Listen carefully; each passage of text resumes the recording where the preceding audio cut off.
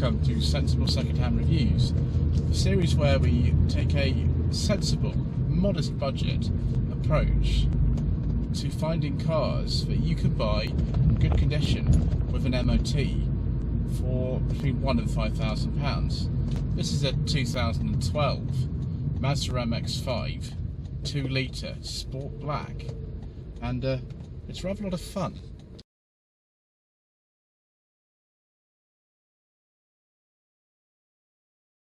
So the NC or Mark III type Mazda MX-5 was launched in 2005, and it was a replacement for the NB or Mark II. Now I've covered an NB on the channel, which would have been, gosh, November 2019, and also an A, which is actually Eunos Roadster, that was on Sensible Secondhand Classics back in July this year. It's been very kindly lent to me by John, who actually lives quite locally to me. So we're in and around Alresford, which is north of Winchester today. It's immediately obvious when you drive one of these and you are familiar with the other two generations of MX-5 before, just how much more refined and easy to live with this car is. Now, it could be that is what you want. You want something a bit easier to live with, you want something that's a little bit more refined and even a little bit more space inside the car, and certainly it's very evident that that is what it provides. The other thing that it provides, and we'll use the Alresford bypass to show this, is a little bit more in the way of standard acceleration.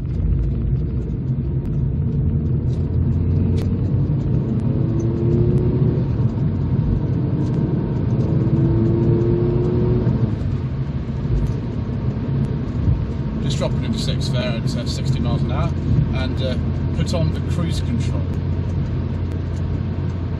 There we go, cruise control in MX-5. How very decadent. The basic engine in an NC MX-5 is a 1.8 litre engine developing 125 horsepower. Now that's got nothing whatsoever to do with the previous Mazda B engine that had been in all MX-5 since 1989. It's an engine which is actually shared with, you know, a lot of other Fords and Mazdas, although those are generally in front-wheel drive applications, but the B engine used to be as well. This car, however, has got the 2 litre engine, and that develops 160 horsepower. The standard gearbox on most MX-5s is a 5-speed manual, but this being a Sport Black edition, it has a 6-speed manual, as do the other Sport variants. I do apologise for the lighting today, it's not particularly good, but if I were to have the top down, you wouldn't be able to hear me. One thing I noticed as well is that the ride is a lot more composed, there's a lot less scuttle shake in this than there is in something like an NA in particular. We do have a few squeaks and rattles. I think sort of clicking noise you can hear is the bushes for the doors, which you can upgrade, but this is all the standard ones, I think. The steering is really good. I don't think it's quite as sharp as an NA MX-5 or a Eunos, or even an NB. They're incredibly sharp steering on both of those. They're just a lot more sort of comfortable in the sense that you're not having kind of everything rattling around so much. And for me, point of view, as you're making a video, you're not having a phone that wants to launch itself off the mount onto the floor, which is not very desirable, viewers. But certainly, I think this is still a hydraulic power steering setup. Still got rear wheel drive, a manual gearbox, a normal handbrake, relatively good weight distribution, and a car with a longitudinally mounted engine in front. I mean, it's a pretty good recipe for an exciting car.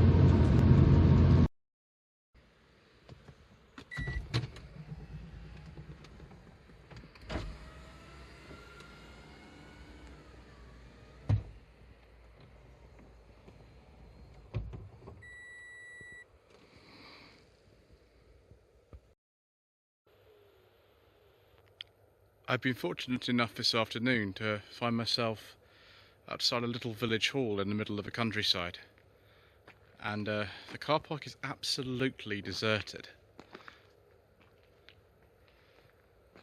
It's nice to see actually that this car hasn't lost any of the sort of visual trademarks that show this as an MX-5. Now, the design was very controversial when this car came out in 2005, in the sense it's a bit more sort of, I don't know, aggressive. It's a slightly larger car as well, but obviously it helps if, you know, you just want to get in and out of it more easily. And also the front end has obviously 2 generations down completely gone away from those distinctive pop-up headlamps that the Mark 1 NA version has. Sport Black Edition, which was launched in 2011, I think this is actually on the cusp of 2011-2012. I'll make sure that when I do the title for the video, I'll know which one of these it is. But got you the black alloy wheels and the black contrasting roof. This is the RC version, so you get retractable hardtop, which we will show working. It's just me here, so I have to just hold the camera and show you how it operates. But we will see that sort of coming up.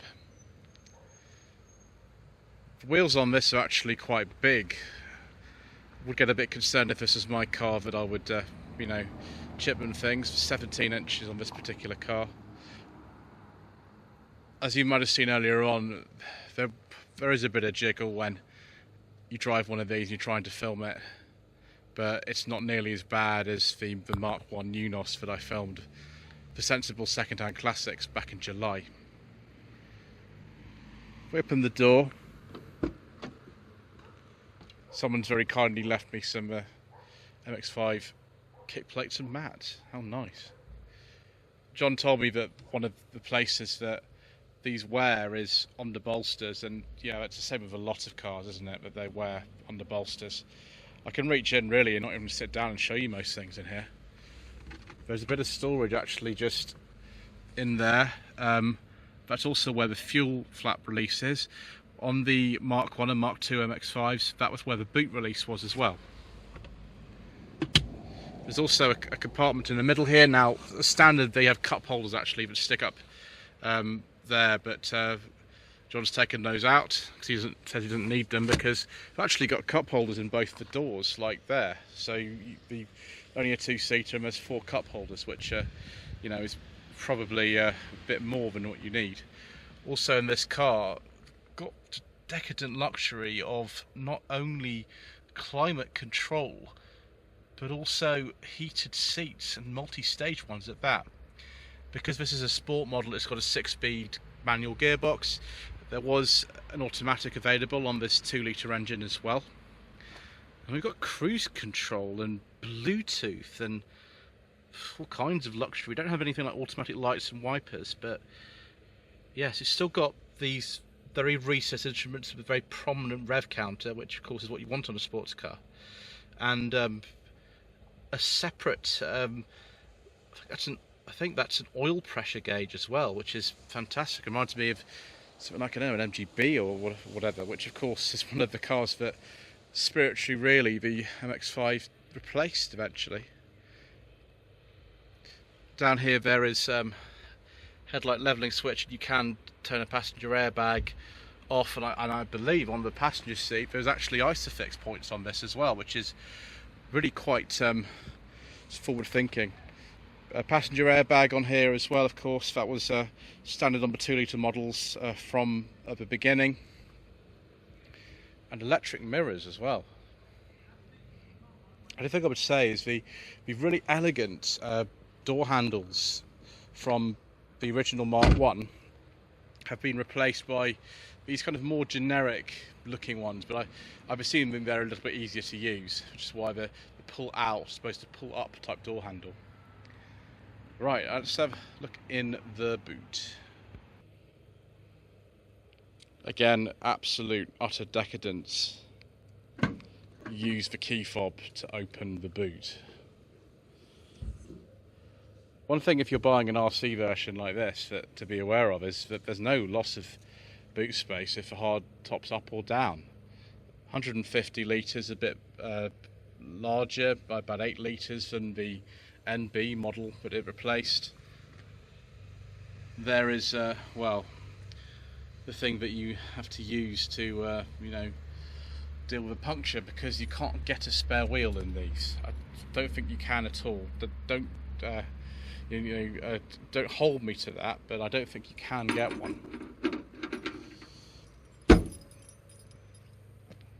Suppose on this you probably even get parking sensors. Nice twin branch exhaust at the back. This is the NC2 version, which came out in about 2008, so it's a sort of slight facelift on the previous NC generation, NC1s that came out in 2005. Because this is the Sport Black edition, there's no sort of chrome at front, it's all blackened out, which, you know, some people might prefer. I think I'd probably go for a standard Sport Tech this is based on, and a bit more chrome and, you know, not black wheels. It's just not my preference to have black wheels, but that seems to be the contrast to everybody else, because as far as I understand it, these are quite desirable now, and Sport Black models can command anything up to £9,500 on the used market. It's actually got sort of usable door pockets, and if I were to pull that lever back, I'll just move the secret mission documents and thing out of the way. If you pull this, actually in there's a storage compartment that you can use to put very secret things. I mean, you'd have to be an MX-5 expert to know that there's a space there to put things in. I mean, that's probably beats secret mission document storage of all. You know, I could probably hide all kinds of things in there. Not that I'm, you know, going to, you understand. So conventional secret mission storage is handled by the glove box, and there actually is one, but of a reasonable size. I'm sure if I took that stuff out, that would go in. And there is the Sport Black brochure from 2011, and we can see that there are 3 colours to this: the green, the white, which is this one, and the red. The green ones are very, very rare actually. If I put this back, right, do that again.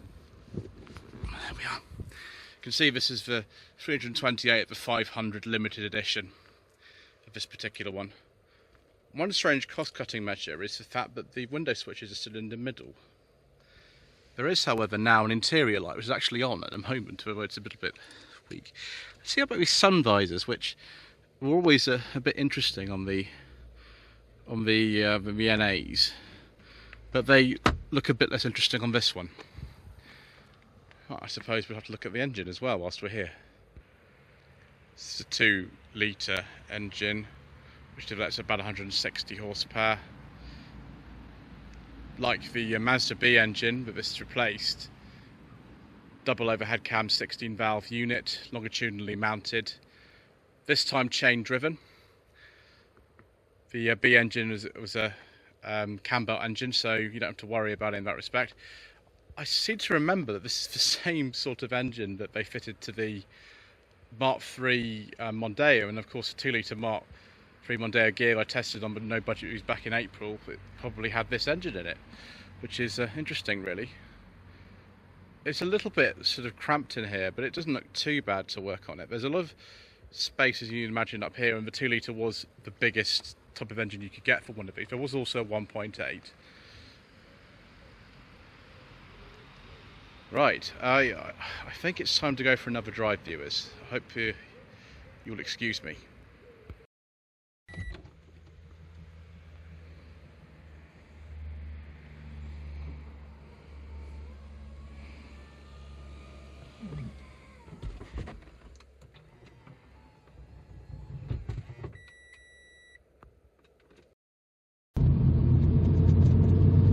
Oh, viewers,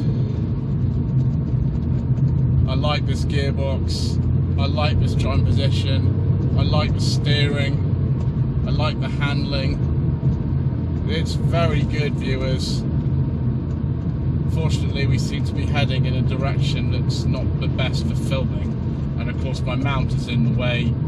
But just that's just the way that it really goes on this channel. There's not really much we can do about any of these things. But yes, in the evening sun on this sunny summer afternoon in the Hampshire countryside, this is a most agreeable car to drive. There was actually a special edition made of these. I think they're only made 4, called the Jota Special Edition, and that developed 203 horsepower. I think 2 of those that were made were converted back into standard spec Recaro type MX-5s, so they're very rare. But those are the fastest type of MX-5s that were sold in this country through a dealership called Lodge House Motors. There's one real problem with this car, is that I kind of don't really want to take it back and give it to John. I sort of would like to take this back myself, and I think my lady wife would want to do that even more than me.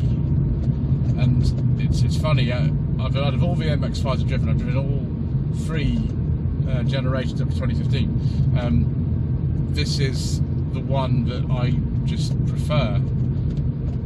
I don't know why, but the NA and MB ones are a bit rawer, and you know they probably are the better enthusiast car. But I just am getting on with this a bit better. It's a bit less compromised and a bit easier to live with, and it's a bit quieter, and I don't know if the seat is more comfortable or if it's just the ride is more comfortable, but it's just a bit easier to drive. So yes, I do like this, viewers. I like it very much. But then again, when was I not going to like one of these?